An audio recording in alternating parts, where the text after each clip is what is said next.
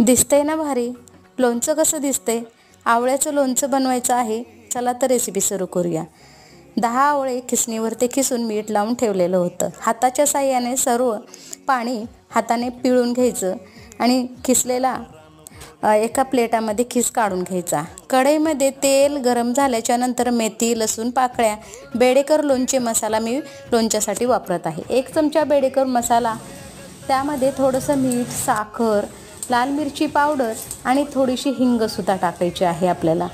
आणि मिक्स करून घ्यायचं आणि थोडंसं मंद गॅसवरतीच मिक्स करून घ्यायचं. त्यामध्ये किसलेला आवळासुद्धा टाकून घ्यायचा आणि मिक्स करून घ्यायचं. थंड झाल्याच्या नंतर आपल्याला बरणीमध्ये भरून ठेवायचं आहे.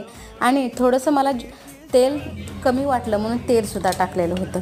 लोणचं आपलं खाण्यासाठी तयार झालेलं आहे. 6 महिने टिकणारं असं आवळ्याचं लोणचं खाण्यासाठी तयार झालं आहे.